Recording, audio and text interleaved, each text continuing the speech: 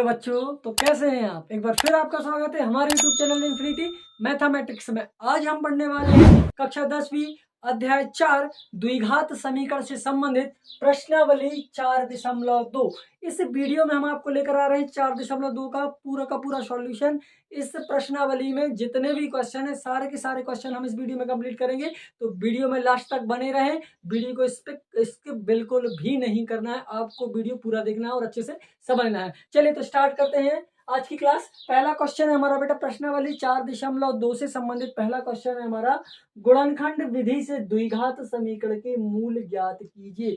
ये गुणनखंड विधि आप कक्षा 9वीं में भी सीख कर आए हैं, है ना। 10वीं में तो ये है, इसके अलावा और भी प्रीवियस क्लासों में ये विधि पढ़ाई जाती है, तो आप पहले से इसको पढ़ चुके हैं। लेकिन 9वीं में अच्छे से आपने इसे पढ़ा हुआ। अध्याय 2 में बहुपद में ये विधि सिखाई जाती है। इसको अब हम फिर से आज पढ़ेंगे तो आपको ये क्लियर हो जाएगा। ठीक है, बहुत ही इजी और सरल क्वेश्चन है, आपको ध्यान से पढ़ना है और सब कुछ सीखना है। पहला क्वेश्चन है हमारा, देखिए जरा यहाँ पर x square minus 3x x square ऋण 3x ऋण 10 बराबर 0। ध्यान से देखेंगे यहाँ पर ऋण 10 बराबर 0।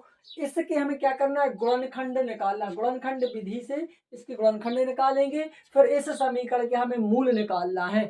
जो मूल आएंगे इसके शून्य का आएंगे वो हमें निकालना पड़ेंगे। तो कैसे करना है देखो जरा, यहाँ समझ लेते बेटा। इसके लिए हमने आपको एक मेथड पहले सिखाई होगी। आपको क्या करना है, इसमें सिर्फ पहले लिखना दिया है मैं जो क्वेश्चन आपको हमने यहाँ लिखा हुआ है उस क्वेश्चन को यहाँ फिर से आपको लिखना है। जैसे लिखा एक्स स्क्वायर ऋण का 3x ऋण 10 बराबर 0।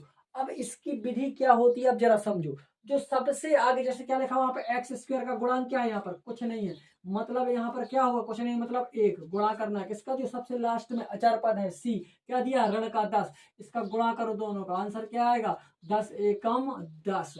अब इसको दोनों एक्स स्क्वायर का गुणांक और अचर पद मतलब ए बी सी, तो जो ए की वैल्यू रहेगी और जो सी की वैल्यू, दोनों को गुणा करने के बाद जो कुछ हमें प्राप्त हो रहा है, हमें देखना है कि इस मिडिल मतलब मध्यम पद को किस प्रकार क्या करें कि जोड़ें घटाएं कि ऋण का 3 हो जाए और गुणा करें तो कितना आना चाहिए, ऋण का 10 आना चाहिए। ये इसकी विधि होती है कि जो मध्यम पद को हम इस प्रकार तोड़ें कि जोड़ने घटाने पर ऋण का 3 आ जाए और गुणा करने पर ऋण के 10 आने चाहिए। चलिए तो ऐसे कौन कौन से दो संख्या हैं जो जोड़ने घटाने पर क्या हो जाए, ऋण का 3 मिल जाए और गुणा करने पर हमें क्या मिल जाए, गुणा करने पर हमें ऋण का 10 मिल जाए। सोच लीजिए, तो वो संख्या हो सकती है धन का 2x और ऋण का 5x, ऋण का 10। ज्यादा कठिनाई आ रही है सब, कैसे करना है, क्या दिया था ऋण 10 आता है, गुणनखंड निकाल लो 10 के, 2 पंचे का 10, 5 एकम 5, गुणनखंड क्या है 2 और 5, तो उसको 2 और 5 में तोड़ लो। क्योंकि हमें ऋण का 3 चाहिए था इसलिए धन का 2 कर दिया और ऋण के 5 में से धन के 2 घटेंगे तो ऋण के 3 आएंगे। ठीक है, आ गए ना ऋण के 3। चलिए अब इसमें से क्या कॉमन दिख रहा है इन दोनों पदों में से, इसमें से देखो यहाँ भी x यहाँ भी x, तो x को आप कॉमन ले लो, क्या बचेगा x धन 2 बचेगा। यहाँ पे x क्यों बचा सर, इसलिए क्योंकि x स्क्वायर था, x स्क्वायर को हम लिख सकते हैं x गुणित x, मतलब वहां पर सीधा गए तो 2x थे, है ना, 2x थे यहाँ पर, इसलिए एक x निकाल लिया तो क्या बचेगा, एक धन का धन, यहाँ 2 और x था तो x निकल गया तो 2 बचेगा। अब यहाँ से हम क्या कॉमन ले लें कि ये x धन 2 बचना चाहिए। अगर आप यहाँ से ऋण का 5 कॉमन लेते हो तो x बचेगा और यहाँ से ऋण निकल गया तो धन, और 5 निकला इधर से तो क्या होगा 5 दूनी का 10, 2 बचेगा। जितना कॉमन आता है उसका मतलब इसके अंदर उसका भाग चला जाता है। जैसे हमने 5 कॉमन लिया तो 5 एकम 5 और 5 दूनी के 10, और यहाँ से हमने ऋण निकाला तो ऋण निकाला तो क्या बचेगा, धन बचेगा। ठीक है, अब ये सेम हो गया तो दोनों, इसको कॉमन ले लो तो x धन 2 कॉमन लिया और क्या बचा यहाँ पे x ऋण 5 बराबर 0। अब लिखकर दोनों को 0 के बराबर कर दो, x धन 2 बराबर 0 एवं x ऋण 5 बराबर 0। क्या करोगे, इसको x बराबर इस 2 को आप इस साइड ले जाओगे, धन का था इस साइड आया तो ऋण का 2 एवं यहाँ क्या हो जाएगा, ऋण का 5 इस साइड जाएगा तो धन का 5।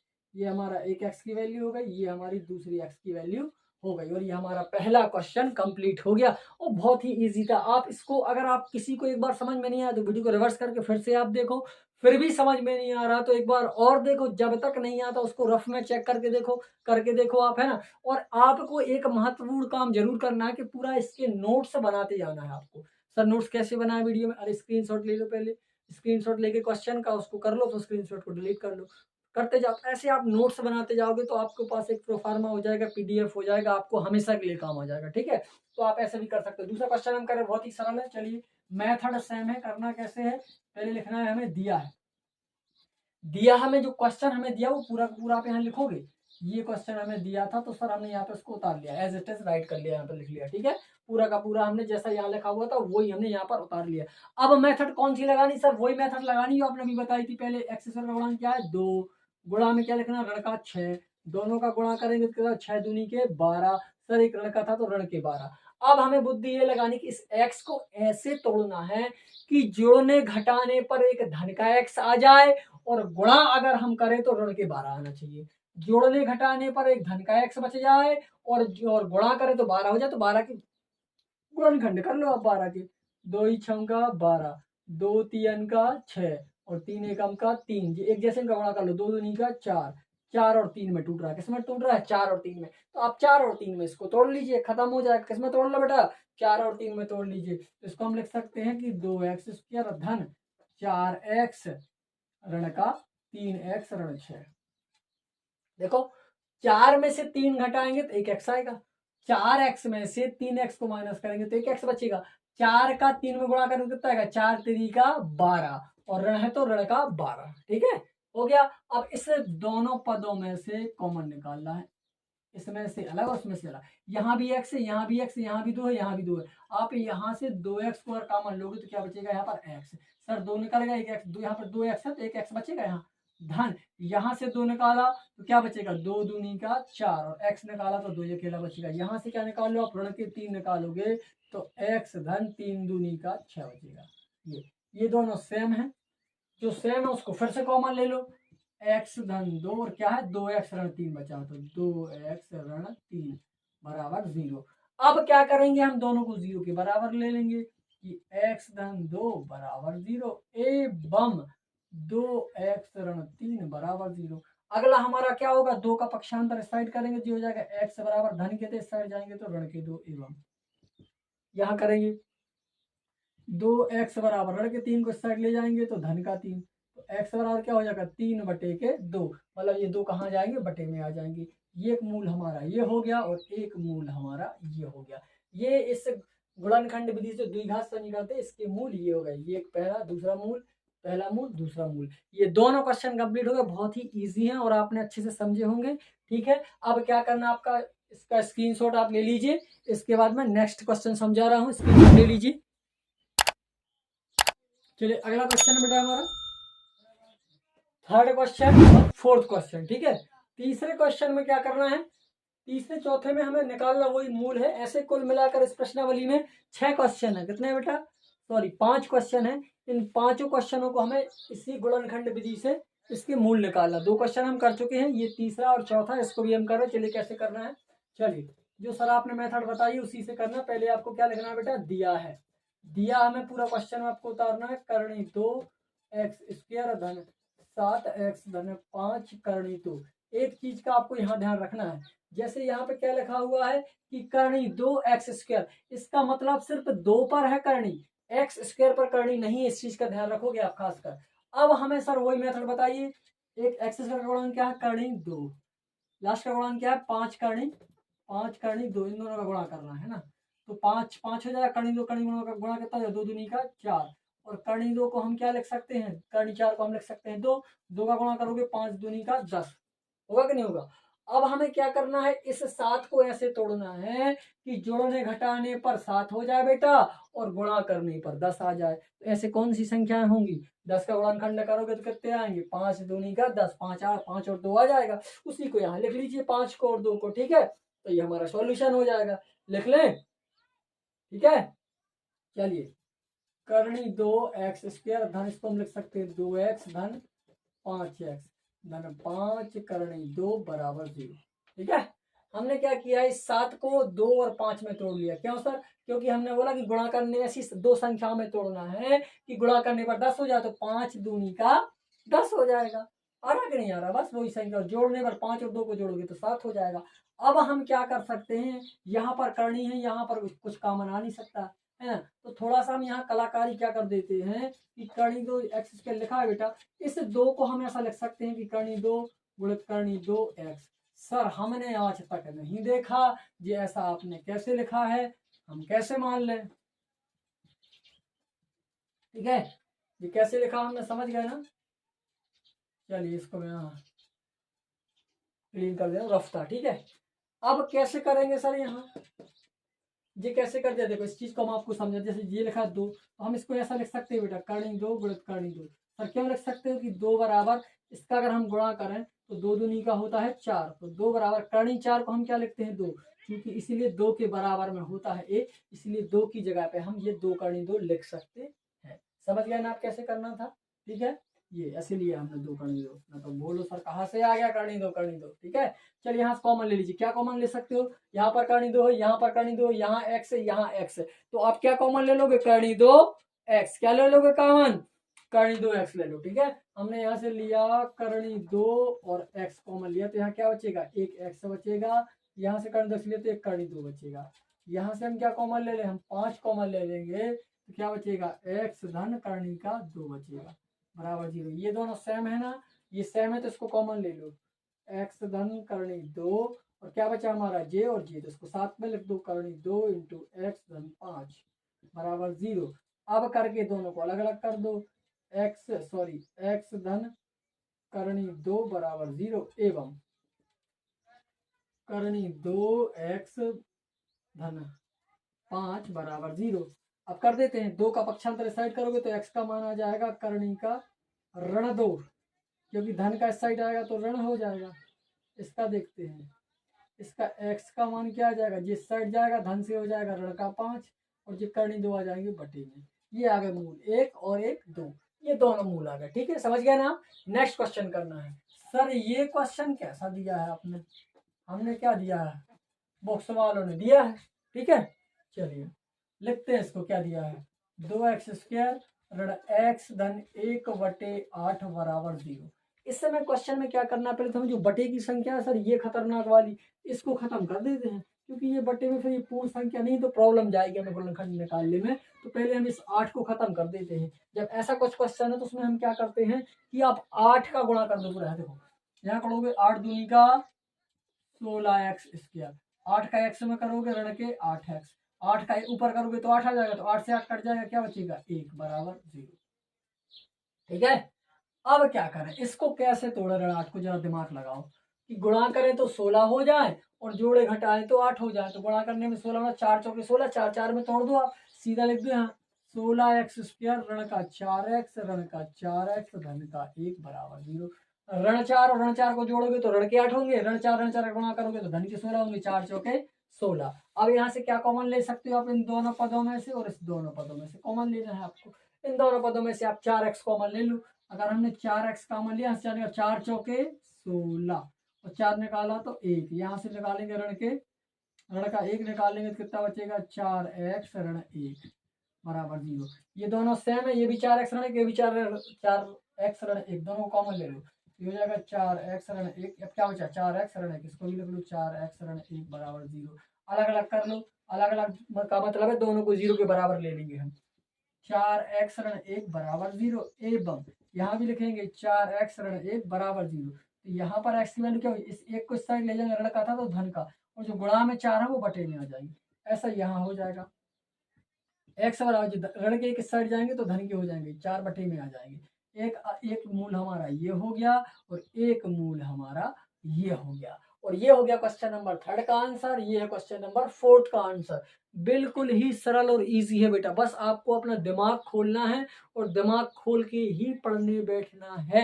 ये बात मैं बार बार आपको समझा चुका हूँ कि पूरा दिमाग और पूरा कॉन्सेंट्रेट लगा के पढ़ना है आपको, यहाँ और आधा वहाँ ये नहीं करना, बिल्कुल कुछ समझ में नहीं आएगा, ध्यान रखना। रिजल्ट बहुत ज्यादा बिगड़ रहा है, इस चीज को गंभीरता से ले लो, वो समय गया अब है ना, 10th क्लास में इस बार रिकॉर्ड तोड़ फेल हुए, इस चीज को समझ लो। हालत नहीं बिगाड़नी इस बार, अच्छे से मेहनत करो, मेहनत की दम पर सफलता हासिल करना सीखो, ना कि चोरी कर कर, मेरा मतलब है नकल से, और है ना। तो इस दोनों का स्क्रीनशॉट ले लीजिए आप, इसके बाद करेंगे नेक्स्ट क्वेश्चन, लास्ट हमारा बचा हुआ 5 नंबर का। चलिए स्क्रीनशॉट ले लीजिए। चलिए क्वेश्चन नंबर 5वां बेटा, है ना, गुणनखंड विधि से द्विघात समीकरण के मूल निकालने के लास्ट क्वेश्चन है। चलिए कैसे करना है इसको, पहले जो हमने आपको बताया क्या लिखोगे, पहले क्वेश्चन लिखोगे, है ना, मतलब दिया है, दिया हमें जो क्वेश्चन है पूरा आपको उतारना है।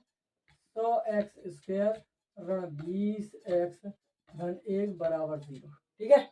अब इस 20 को तोड़ लो, है ना, 20 को तोड़ लो तो 10 में तोड़ लो दोनों को, ये हो जाएगा 100x² और ऋण का 10x, ऋण का 10x धन का 1। सर कैसे तोड़ दिया हमने, ऐसा तोड़ दिया बेटा कि ऋण के 10 और ऋण के 10 को जोड़ोगे तो ऋण के 20 हो जाएंगे, ऋण 10 का गुणा करोगे तो 100 आएगा, 10 धाम का 100 आ जाएगा। अब इसमें से कॉमन ले लो, क्या दिख रहा है दोनों में, कॉमन का मतलब होता है जो दोनों में दिख रहा है वो ले लो, यहाँ भी x है, यहाँ भी x है, यहाँ 10 है, यहाँ 10 तो 10x कॉमन ले लो, 10x कॉमन ले लो, 10 धाम के 100 और यहाँ पे बचेगा 1, यहाँ से 1 कॉमन ले लो तो सेम टू सेम आ जाएगा, ठीक है जी।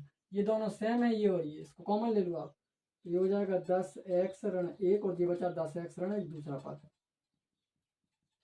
अब क्या होगा, ये हो जाएगा 10x ऋण 1 बराबर 0 एवं इसको भी 0 के बराबर ले लो, 10x ऋण 1 बराबर 0, तो x बराबर हो जाएगा 1/10 और यहाँ भी हो जाएगा ये x, ये एक साइड चला जाएगा, ऋण से क्या हो जाएगा धन, जो गुणा में थे बटे में आ जाते हैं, एक हमारा ये आ गया और एक हमारा मूल ये आ गया। तो हमारे जो मूल है वो क्या है, 1/10 और 1/10, मतलब दोनों के मूल कैसे हैं, बराबर। इस द्विघात समीकरण के मूल बिल्कुल बराबर हैं। अगर इसका हम हल करेंगे, विभक्तिकरण निकालेंगे तो क्या आएगा, 0 आएगा। इसका विभक्तिकरण चेक करें, अच्छा 20 के ऋण 4, इसलिए चेक करके देखते हैं, v का मान हो जाएगा ऋण 20 का वर्ग 4, a का मतलब है 100, c का मतलब है 1, ठीक है, 2 का वर्ग 400, 409 0, 400, 400 में 400 रहे 0, ठीक है।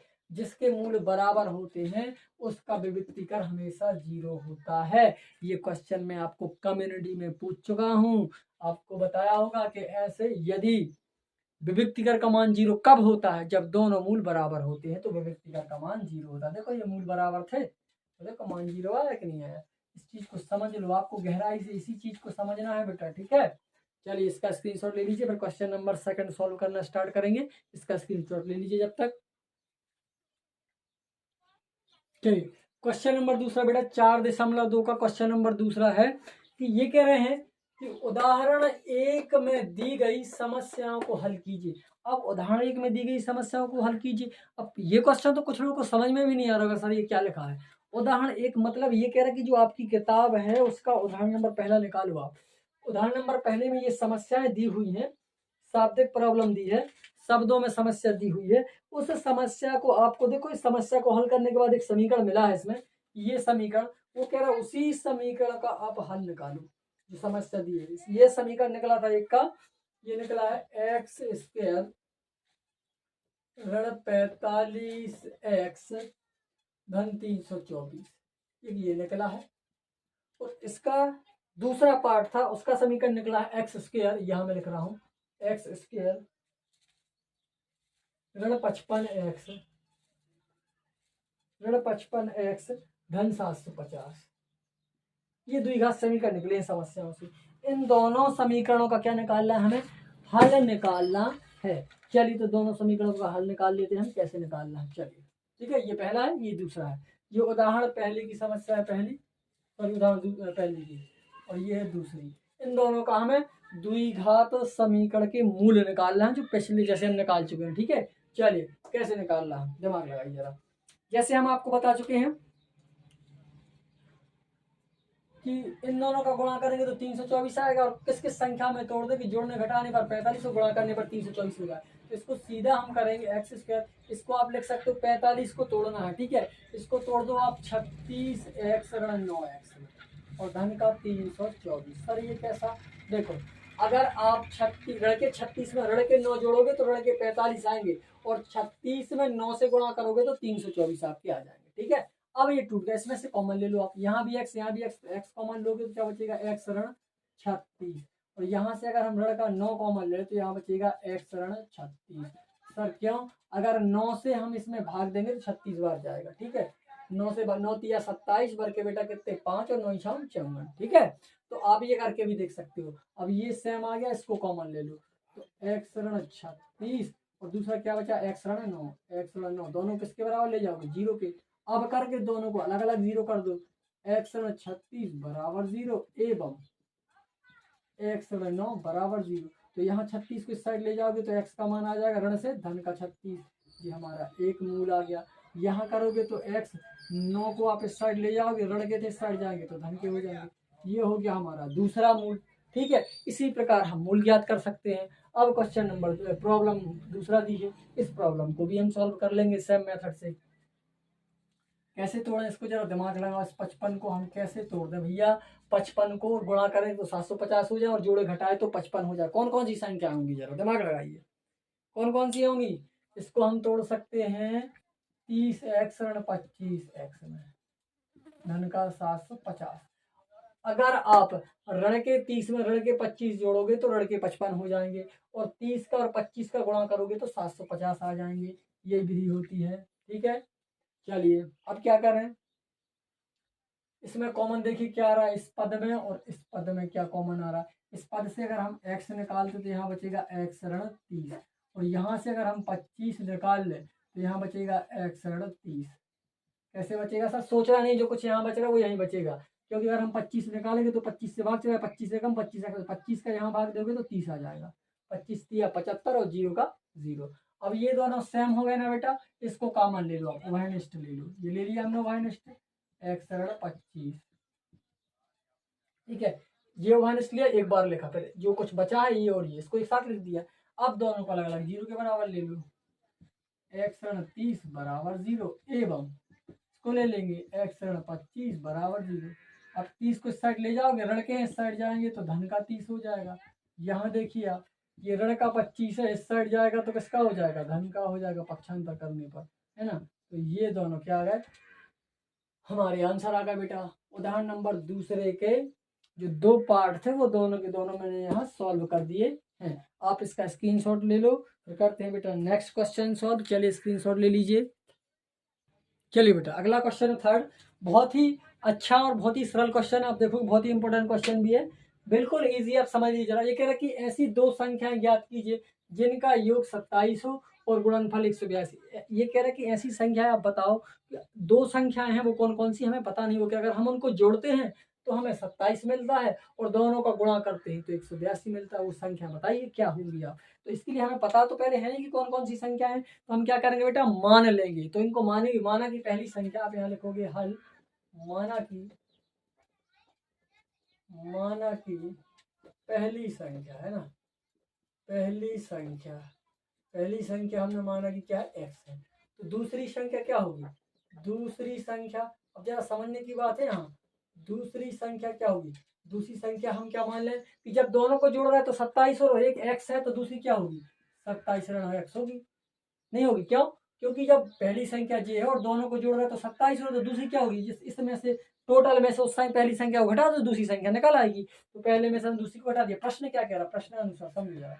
प्रश्न कह रहा है कि आप क्या करो, अगर दोनों का गुणनफल करते हो तो 182 हो जाता है। इन दोनों का गुणनफल, इसका गुणनफल और 27 ऋण x का गुणनफल कितना हो रहा है?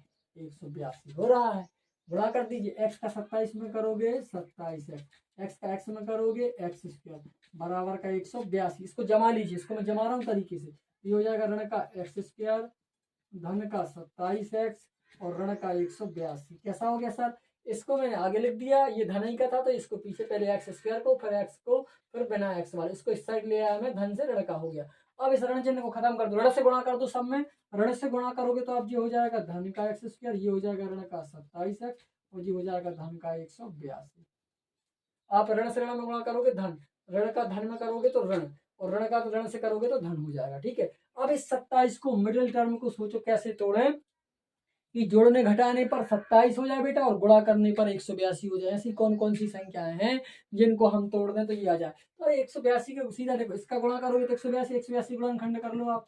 चलो, 2 इनाम के 18, 2 एकम के 2। अब क्या आ रहा? 13 से कर दो, 13 7 91 और 7 एकम का 7 है ना। तो 7 दूनी के 14 और 13, 14 और 13 में टूट रहे हैं। 7 दूनी के 14 और 13। ठीक है, तो 14 13 में तोड़ लेते हैं हम। 14 और 13 को अगर हम जोड़ेंगे तो 27 हो जाएगा। होगा कि नहीं होगा? बिल्कुल होगा सर। 14 27 27 और 13 को जोड़, सॉरी 13 और 14 को जोड़ोगे तो 27 हो जाएगा। तो हम लिख लेंगे इसको एक्स स्क्वायर ऋण के 14x और ऋण के 13x धन का 132। सर कैसे लिख दिया? अगर आप ऋण के 14 को ऋण के 27 दोनों एक समान चिन्ह दोनों जोड़ेंगे तो 27 हो जाएंगे और 14 का और 13 का गुणा करोगे तो 182 हो जाएगा। सर ये तो ऋण के तौर तो दोनों ऋण के ना, जे भी ऋण का जे भी, जब ऋण का गुणा होता है तो धन हो जाएगा और 13 14 का गुणा 182 हो जाएगा। ठीक है, अब इसमें से कॉमन ले लो, इस दोनों टर्म में से। इस टर्म में से क्या दिख रहा है आपको? एक्स दिख रहा है हमें, तो एक्स, तो एक्स ऋण हो जाएगा 14, तो यहाँ से हम 13 निकाल लेंगे तो हो जाएगा एक्स ऋण 14। ये एक जैसा है तो लिख लो यहाँ एक्स ऋण 14 और एक्स ऋण 13 बराबर 0। अब बराबर 0 आ रहा तो उसको क्या करोगे? आप अलग अलग लिख दो। अब आप लिखोगे कि एक्स ऋण 14 बराबर 0 एवं इसको लिखोगे एक्स ऋण 13 बराबर 0, एक्स ऋण 13 बराबर 0। क्या हो जाएगा? एक्स बराबर, इसको आप इस साइड ले जाओगे, ऋण का इस साइड जाएगा धन का हो जाएगा। यहाँ देखोगे आप एक्स बराबर, ये ऋण का इस साइड जाएगा तो धन का 13।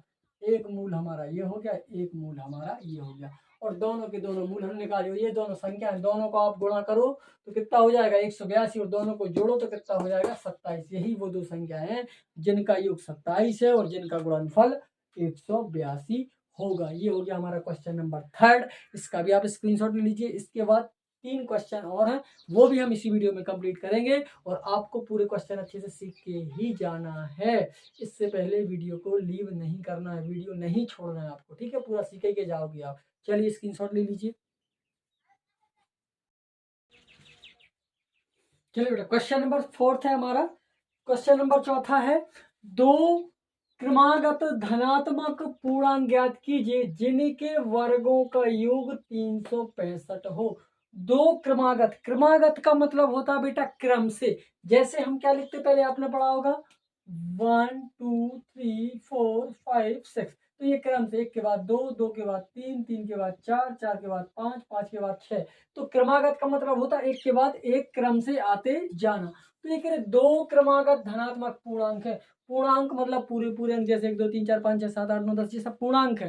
तो दो क्रमागत पूर्णांक है, वो पता नहीं है कि कौन से हैं, लेकिन दो क्रमागत पूर्णांक जरूर है। ठीक है, तो ज्ञात कीजिए जिनके वर्गों का, अगर हम उन क्रमागत पूर्णांकों का वर्ग कर दें, वर्ग मतलब 2 की घात लगा दें, और वर्गों का योग, योग मतलब उन पर 2 की घात लगाकर अगर हम दोनों को जोड़ते हैं तो उनका मान 365 होता है। अब बताइए कि वो क्रमागत संख्या कौन कौन सी है। चलिए तो कैसे ज्ञात करते, देखो इसको हमें पता तो है नहीं, पहले तो हम मान के चले बेटा। माना कि, ऐसा लिखो, माना कि पहला पूर्णांक, क्या लिखोगे? पहला पूर्णांक लिखोगे। पहला पूर्णांक हमने माना कि x है। जैसे हमने पहला क्या माना? एक, एक के बाद क्या आएगा? 2, तो हमने क्या माना? x। तो दूसरा पूर्णांक क्या होगा बेटा? दूसरा पूर्णांक, तो दूसरा पूर्णांक आप समझते हो क्या होगा? इसमें एक जुड़ जाएगा, x धन 1। अगर लिखा था x, अब दूसरा पूर्णांक तो एक और जुड़ जाएगा, x धन 1। मतलब अगला क्रमागत क्रम से होगा। जैसे हमने लिखा 1, तो अगला पूर्णांक क्या होगा? 1 धन 1। फिर अगला क्या होगा? अगला क्या होगा? 1 धन 1 धन 1। होगा कि नहीं होगा? 3 बार ये होगा कि नहीं? 1 धन 1 धन 1। फिर अगला क्या होगा? 1 धन 1 धन 1 धन 1, मतलब एक बढ़ता जाएगा अगला। ठीक है, पहला 1, एक और 1 2, अगला 3, अगला 4, देखो बढ़ता जाएगा ऐसे 1 2 3 4 5, है ना? तो वही लिखा है, पहला अगर x है तो दूसरा होगा x धन 1। अब कह रहा है कि दोनों वर्गों का योग, दोनों का योग करो। आप लिखो प्रश्नानुसार, क्या लिखोगे? प्रश्नानुसार। प्रश्न कह रहा है कि दोनों इसका योग करो, तो इसका वर्ग करो और इसका वर्ग करो और दोनों का योग, योग मतलब जोड़ना, ये कर दिया। कितना हो रहा है? 365 हो रहा है। अब हल करो, यहाँ x का वर्ग x वर्ग हो जाएगा, यहाँ लग जाएगा a धन b की सरसमी का, ये वाली हमने आपको पढ़ाई है सर, a धन b का होल स्क्वायर बराबर a स्क्वायर धन b स्क्वायर धन 2ab। ये वाला फॉर्मूला लगा दो, इसको मान लो a, इसको मान लो b, और रख दो। a का स्क्वायर मतलब x का स्क्वायर धन b का स्क्वायर मतलब 1 का स्क्वायर, b का स्क्वायर मतलब 1 का स्क्वायर धन 2, a मतलब x, b मतलब 1 बराबर 365। समझ गए ना आप लोग? आगे 1x और 1x कितना हो जाएगा? 2x का वर्ग।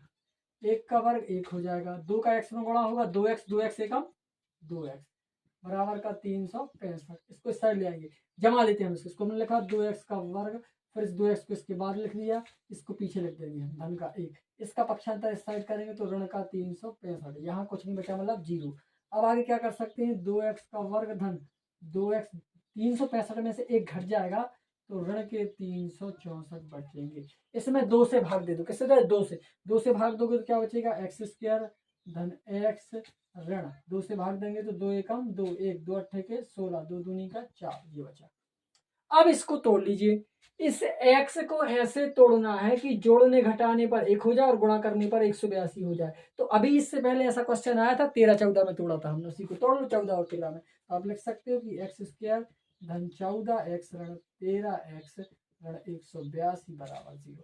14 में से 13 जाएंगे तो एक एक्स बचेगा, 13 और 14 का गुणा करेंगे तो 182 आ जाएगा। ठीक है, चलिए इसमें से कॉमन ले लो। इसमें से अगर हम इसमें से कॉमन लेंगे तो क्या आएगा? यहाँ कर लेते हैं, एक्स कॉमन लिया तो क्या बचेगा? एक्स 2 एक्स में से गया 1 एक्स धन क्या बचेगा? 14। अब यहाँ से 13 कॉमन लेंगे, ऋण का हमने 13 कॉमन लिया तो एक्स धन 14 बचेगा। सोचने की जरूरत नहीं है, एक्स धन 14 बराबर 0। ये एक्स धन 14 दोनों को बाहर ले लो, एक्स धन 14 एक्स ऋण 13 बराबर 0। ठीक है, जो एक्स धन 14 को बाहर ले लिया, एक्स ऋण 13 बचा। ठीक है, अब इन दोनों को 0 को बाहर ले लो, एक्स धन 14 बराबर 0। इसको ले लो एक बार, एक्स ऋण 13 बराबर 0। पक्षांतर को 14 को साइड ले जाएंगे तो एक्स बराबर आ जाएगा ऋण का 14, और यहाँ क्या हो जाएगा? एक्स बराबर ऋण के 13 को साइड ले जाएंगे तो धन के 13 आ जाएंगे। ये ठीक है, आ गया कि नहीं आ गया? और यही हमारी संख्या है, चूंकि संख्या ऋणात्मक पूर्णांक नहीं है क्योंकि उनका योग चाहिए हमें। ठीक है, तो क्या करेंगे हम? 13 और 14, ये आ गई हमारी संख्या है। सॉरी, 13 और इसमें एक्स का मान क्या है? हम 13 मान लेते हैं। तो पहला एक्स हो गया, दूसरा पूर्णांक क्या लिख लो? पहला पूर्णांक। पहला पूर्णांक हम ऋणात्मक तो लेंगे नहीं, हम संख्या को धनात्मक ले रहे हैं। क्या है? 13। तो दूसरा क्या होगा? दूसरा होगा एक्स धन 1 मतलब 13 धन 1 बराबर का 14। ये हमारा आंसर आ गया। ठीक है, मतलब यहाँ भी देख सकते हो 13 और 14 हो गया, कोई इसमें सोचने वाली बात नहीं है, 13 और 14 आ गया है। ठीक है, आप इसका स्क्रीनशॉट ले लो, फिर करेंगे बेटा नेक्स्ट क्वेश्चन। चलिए स्क्रीनशॉट ले लीजिए। चलिए अगला क्वेश्चन है बेटा 5वां, और इसके बाद हमारा एक क्वेश्चन और रहेगा 6वां। इसके बाद ये प्रश्नावली 4.2 हमारी कंप्लीट हो जाएगी। चलिए समझते हैं बेटा क्वेश्चन क्या दिया है कि एक समकोण त्रिभुज, एक समकोण त्रिभुज है, आपने पढ़ा होगा समकोण त्रिभुज क्या होता है। समकोण त्रिभुज की ऊंचाई इसके आधार से 7 सेंटीमीटर कम है, जो ऊंचाई वो आधार से 7 कम है। तो यदि कर्ण 13 सेंटीमीटर हो तो अन्य दो भुजाएं बताइए। मान लीजिए ये हमारा समकोण त्रिभुज है, ये हमने क्या मान लिया? हमारा समकोण त्रिभुज है। ठीक है, तो ये हमारा आधार हो गया और ये हमारा कर्ण हो गया। समकोण त्रिभुज में ये मालूम आपको 90 डिग्री का कोण होता है। ये कह रहे हैं कि समकोण त्रिभुज की ऊंचाई, ये वाली ऊंचाई आधार से 7 सेंटीमीटर कम है। तो माना ये आधार है, इसको हम मान लेते हैं बेटा एक्स, एक्स मान लिया हमने। ठीक है, एक्स सेंटीमीटर। अब ये क्या कह रहे हैं कि जो इसका कर्ण है वो 13 है, तो ये कर्ण है 13 बेटा, कितना है?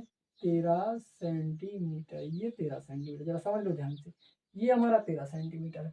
तो ये कह रहा है कि जो उसकी ऊंचाई है वो आधार से 7 सेंटीमीटर कम है इससे। तो क्या करो, इसमें से 7 घटा दो बस, ये हुई हमारी ऊंचाई, ये यहाँ तक की हुई हमारी ऊंचाई। ठीक है, ये ऊंचाई हो गई। अब ये कह रहा है ये हमारा आधार है x सेंटीमीटर, यहाँ से लेकर यहाँ तक का ये हमारा हो गया आधार x सेंटीमीटर। ठीक है, अब ये कह रहा है इसकी ये भुजा बताओ आधार, और ये बताना है हमें ऊंचाई कितनी होगी। ये तो तेरा दिया हुआ है। अब इसमें क्या करो, आप यहाँ लिख सकते हो कि दिया है, क्या लिखोगे बेटा? या मान लो, माना कि क्या माना हमने? ऊंचाई। ठीक है, ऊंचाई सॉरी आधार, माना कि आधार हमने क्या माना है? आधार आप देखोगे कि सर आपने माना है x सेंटीमीटर, और हमने ऊंचाई क्या मानी? उसने बोला कि इसमें से 7 कम कर दो आप, तो क्या कर दो? x ऋण 7, ये हमारी ऊंचाई हुई। और कर्ण हमारा क्या दिया है बेटा? कर्ण दिया है सर 13 सेंटीमीटर, ये दिया हुआ, ये 13 सेंटीमीटर कर्ण दिया, 7 सेंटीमीटर दिया क्या हमारा? हमें दिया ऊंचाई, किससे? आधार से 7 सेंटीमीटर कम दी, और आधार को हमने मान लिया है x। अब आप लगा दो सीधे यहाँ पाइथागोरस की प्रमेय, जो आप हर क्लास में लगभग पढ़ते आ रहे हो, 6वीं 7वीं 8वीं सभी में ना, पाइथागोरस की प्रमेय से। अब पाइथागोरस की प्रमेय क्या कहती है भैया? पाइथागोरस की प्रमेय कहती है कि आधार का वर्ग धन लंब का वर्ग बराबर होता है सर कर्ण का वर्ग होता है। मतलब ये आधार और लंब दोनों भुजाओं को जोड़कर इनका वर्ग कर दे तो इस अन्य तीसरी भुजा के वर्ग के बराबर होता है, ये कहता है पाइथागोरस का प्रमेय। ठीक है, चलिए तो यहाँ लिख लेते हैं कि आधार का वर्ग क्या क्या होता है। देखो आप लिखोगे यहाँ आधार का वर्ग आधार का वर्ग धन लंब का वर्ग बराबर किसका होता है? कर्ण का वर्ग। कर्ण के वर्ग के बराबर होता है। ये है पाइथागोरस की थ्योरम। अब इसमें हमें मान रख देना है बेटा, जो हमने माना आधार क्या माना है हमने? एक्स। यहाँ लिख दो एक्स का वर्ग धन लंब, लंब मतलब ये सीधा एक्स ऋण 7, एक्स ऋण 7 का वर्ग बराबर कर्ण, कर्ण दिया 13, 13 का वर्ग। ये मान भर गया। अब इसको हल कर देना है, बस हमारा सॉल्यूशन आ जाएगा। कैसे करना देखिए, एक्स वर्ग का तो एक्स वर्ग हो जाएगा। यहाँ पे सर ए ऋण बी की सर्व समीकरण लग जाएगी। यहाँ सर्व समीकरण क्या होती है? ए ऋण बी का वर्ग बराबर ए का वर्ग धन बी का वर्ग ऋण 2ab। ये पढ़ाई है सर आपने। इसको यहाँ लगा देना, इसको ए मान लो, इसको बी मान लो, रखो एक ही जगह। एक्स का वर्ग धन बी मतलब 7 का वर्ग ऋण 2 गुणित ए मतलब एक्स, बी मतलब 7 बराबर 13 का वर्ग होता है 169।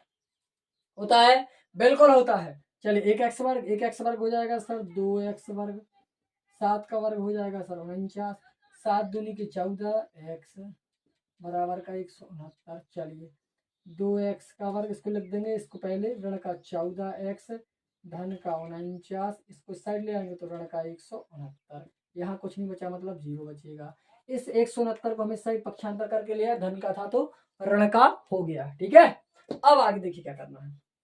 इसमें से इसको घटा दीजिए, क्या बनेगा? इसको मैं क्लीन कर रहा हूँ, समझ लेना, यहाँ हिसाब से निकालेंगे, जगह नहीं इसलिए।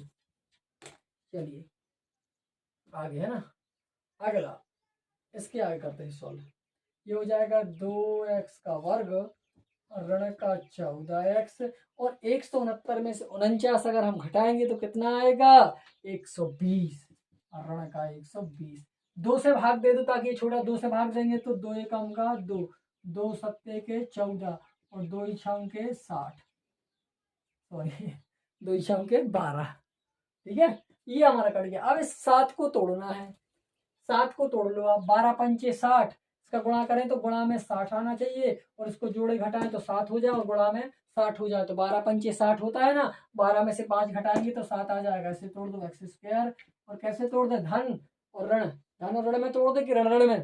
कैसे होगा बताइए, कैसे तोड़ दें इसको? किस किस संख्या में तोड़ दें? ऋण धन 5 और ऋण के साथ, धन के 5 और ऋण के 12 एक्स में तोड़ और ऋण का 60। कैसे सर? अगर हम 12 में से 5 घटाएंगे तो ऋण के 7 बचेंगे, 12 का 7, 5 में 12 पंचे के 60 आ जाएंगे। ठीक है, चलिए अब इसमें से कॉमन ले लो, इसमें से और इसमें से। इसमें से तो x कॉमन दिख रहा है तो x धन 5 आ जाएगा। यहाँ से 12 निकाल लोगे ऋण के तो x धन के 12 पंचे के 60 बचेगा। सीधी सी बात है, जो यहाँ बचता है वो यहाँ बचेगा, इतना सोच लेना। और जो आगे लिखा रहता है उसको कॉमन ले लो, बस इतना रख लो। ये एक जैसा है, इसको बाहर ले लो। एक्स धन 5 और अगला बचा हमारा एक्स ऋण 12 बराबर 0। एक हमारा मान क्या आ जाएगा? इसको हम इस साइड ले जाएंगे तो आएगा ऋण का 5 और यहाँ ले जाएंगे इसको तो ये कितना आएगा? ये ऋण का था 12, इस साइड जाएगा तो धन के 12। एक हमारी वैल्यू आ गई 5 और एक हमारी वैल्यू आ गई 12। अब क्या करना है? ये हमारे मान आ गए, मतलब अब ये हमने माना था, अब 12 रख के कर दो। 12 हो गया हमारा आधार और 12 में से 7 घटाएंगे तो 5 हो गई हमारी ऊंचाई और ये 13 है। ठीक है, तो ये 12 और ये क्या होगी हमारी ऊंचाई एवं। अब यहाँ लिख सकते हो कि आधार, अतः आधार हो जाएगा हमारा कितना? 12, ऊंचाई हो जाएगी हमारी 12 में से 5 गए, 12 में से 7 गए 5, है ना। ये हमारा आंसर हो गया, बिल्कुल करेक्ट एंड परफेक्ट आंसर हो गया, कोई प्रॉब्लम नहीं है। ये हमारा सॉल्यूशन हो गया। बहुत ही सरल और इजी तरीके से मैंने आपको बता दिया है, आप अच्छे से समझ लो और कंप्लीट कर लीजिए। ठीक है, ध्यान से पढ़ना बेटा, मैं बार बार आपको समझा रहा हूँ कि अच्छे से पढ़ना है, बिल्कुल मन लगा के पढ़ना है। यहाँ इंस्टाग्राम, फेसबुक और व्हाट्सएप पे दिमाग कम लगाना है। ठीक है, यहाँ ज़्यादा लगाना है। 10वीं पास हो जाओ पहले, कॉलेज में पहुंच जाओ, फिर बहुत खूब चलाना व्हाट्सएप, फेसबुक, जो भी चलाना है, इंस्टाग्राम, है ना, वो सब चलाना। अभी थोड़े समय के लिए पढ़ाई कर लो। ठीक है, इसका स्क्रीनशॉट ले लो, फिर लास्ट क्वेश्चन बचा हुआ वो भी मैं अभी कंप्लीट कर रहा हूँ। चलिए स्क्रीनशॉट ले लीजिए। चलिए लास्ट क्वेश्चन है हमारा बेटा, इस एक्सरसाइज का लास्ट क्वेश्चन है।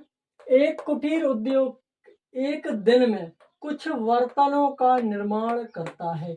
एक कुटीर उद्योग है जहां पर कुछ लोग काम करते हैं, वहां क्या होता है? बर्तन बनाए जाते हैं। एक उद्योग में क्या बनाए जाते हैं? बर्तन बनाए जाते हैं। और एक विशेष दिन यह देखा गया कि प्रत्येक नग की लागत उस दिन के निर्माण किए बर्तनों की संख्या के 2 गुने से 3 अधिक है। वो कह रहे एक दिन देखा गया कि जितने भी नगों की लागत लग रही है और उस दिन निर्माण किए गए बर्तनों की संख्या के 2 गुने से 3 अधिक, जितनी लागत थी और बर्तन जितने बनाए गए उसके 2 गुने से 3 अधिक थी। यदि उस दिन की कुल निर्माण लागत 90 थी, अगर मान लो कुल जो बनाया गया बर्तन उसकी लागत हमारी 90 रुपए थी, तो बर्तनों की संख्या बताओ कि क्या होगी। और प्रत्येक नग की लागत ही बताओ कि बर्तन में कितने लगे टोटल पैसे और प्रत्येक बर्तन में कितना खर्चा आ रहा है। एक बर्तन बनाने में, एक नग बनाने में कितना खर्चा आ रहा है ये हमें बताना पड़ेगा। तो कहा समय यहाँ पता तो है नहीं बेटा कि क्या है, तो हम क्या करेंगे, इसके लिए पहले मान लेंगे कि बर्तनों की संख्या क्या थी और नग कितने थे। ठीक है, तो वो भी मान लेंगे। हम यहाँ मानेंगे बर्तनों की संख्या पे लिखोगे हल, यहाँ लिखोगे बर्तनों की संख्या। ठीक है, क्या है, माना बर्तनों की संख्या, माना कि बर्तनों की संख्या, किसकी, बर्तनों की, बर्तनों की संख्या हमने मान लिया बेटा एक्स। क्या माने, बर्तनों की संख्या एक्स। अब ये कह रहे हैं कि एक विशेष दिन देखा गया कि प्रत्येक नग किया उस दिन के निर्माण किए बर्तनों की संख्या। अब समझना, तो नगों की लिख लो, नगों की संख्या है ना, नगों की लागत लिख सकते हो ना, और नग की लागत, नगों की लागत लिख सकते हो।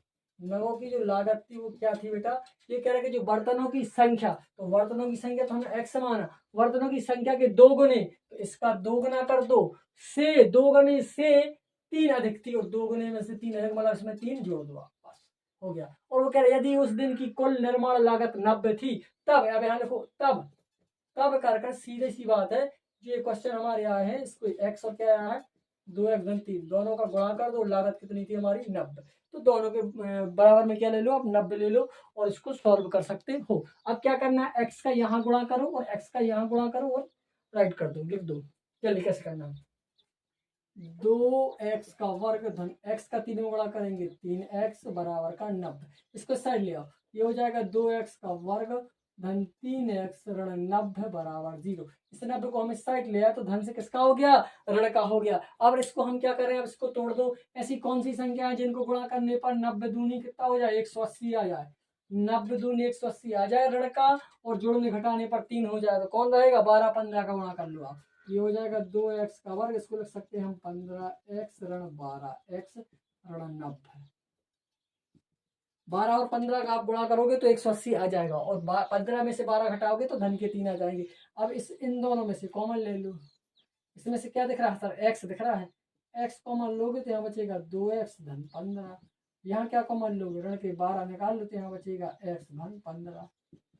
सर ऋण था धन क्यों लिखा, जब हम ऋण को बाहर निकालेंगे, यहाँ से भी निकला है ऋण, तो क्या बचेगा, ऋण निकाला हमने तो यहाँ पे धन बचेगा। अब ये दोनों सेम आ रहे हैं, देखो कुछ गड़बड़ हो रहा है हमारे यहाँ से, कुछ गड़बड़ हो गया है, क्या आ सकता है कॉमन वहां, यहाँ पर 6 कॉमन आएगा, 6 दूनी के 12 और 6 कम 6 कितना बचेगा हमारा 3, और 6 पंचे का 30, ठीक है 15, ठीक है 2x धन 15, एक जैसा होगा, इसको कॉमन ले लो, 2x धन 15 और लास्ट होगा हमारा x ऋण 6 बराबर 0, अलग अलग ले लो आप, ये हो जाएगा 2x धन 15 बराबर 0 एवं ये हो जाएगा x ऋण 6 बराबर 0।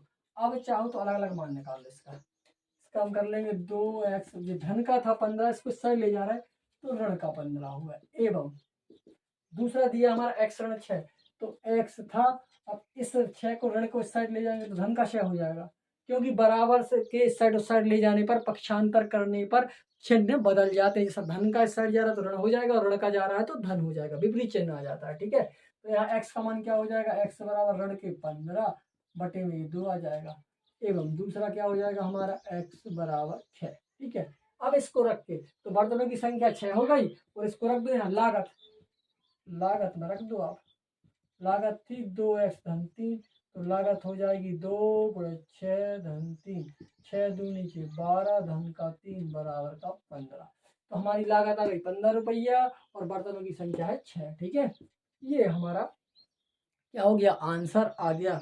और आंसर के साथ ही बेटा हमारे क्या हो गया, प्रश्नावली 4.2 भी कंप्लीट हो गई है। इससे पहले मैं आपको अध्याय 4 का परिचय वाला वीडियो उपलब्ध करा चुका हूं, जिसमें मैंने आपको अध्याय 4 के बारे में अच्छे से समझाया था कि इस द्विघात समीकरण में किन किन मुख्य बिंदुओं को हमें पढ़ना है और किन किन मुख्य बिंदुओं को हमें समझना है, वो सारी की सारी बातें परिचय वाले वीडियो में करवा चुका हूँ। दूसरा वीडियो आपको मिल चुका होगा इससे पहले, जिसमें मैंने 4.1 को अच्छे से समझाया हुआ है। सारे के सारे क्वेश्चन उसमें आपको मिल जाएंगे और सारे क्वेश्चन मैंने अच्छे से समझाए हुए हैं। इसके बाद इस वीडियो में मैंने आपको 4.2 पूरी तरह से कंप्लीट करवा दिया है, पूरा समझा दिया है, एक तरफ से पूरा सिलेबस कंप्लीट कर दिया है। अब नेक्स्ट वीडियो में लेके आएंगे हम आपको बेटा प्रश्नावली 4.3 और इसी के साथ हमारा चैप्टर हो जाएगा बिल्कुल कंप्लीट।